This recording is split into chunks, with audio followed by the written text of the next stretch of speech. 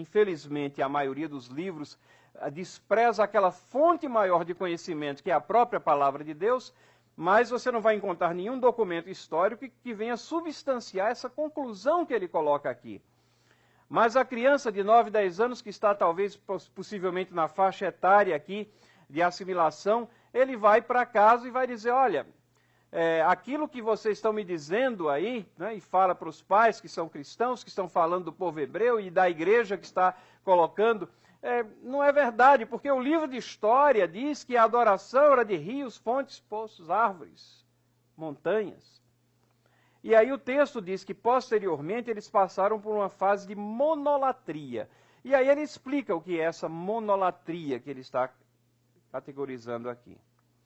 É a adoração exclusiva de um único Deus, sem, contudo, negar a existência de outros deuses.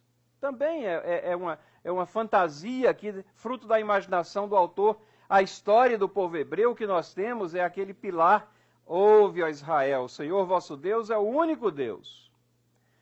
E não havia comparação com os deuses que eram humanos, fruto da projeção humana, e que eram colocados ali como alvo de adoração pelos povos vizinhos. Aquilo era sempre identificado como falsa religião. E aí ele continua dizendo, o monoteísmo, segundo alguns, teria surgido com Moisés, só se definiu plenamente entre os séculos VII e VI a.C., com o trabalho de grandes profetas como Isaías, Miqueias e Amós. A revolução religiosa desses profetas consistiu na afirmação do monoteísmo, pregavam que Jeová era o único Deus universal, pregavam também a prática da bondade e da justiça. Miqueias afirmava, o que o Senhor quer de ti é que pratiques a justiça, ames a misericórdia, acompanhes humildemente o teu Deus. A religião hebraica era também salvacionista ou messianista, isto é, acreditava na vinda de um Messias salvador de um povo.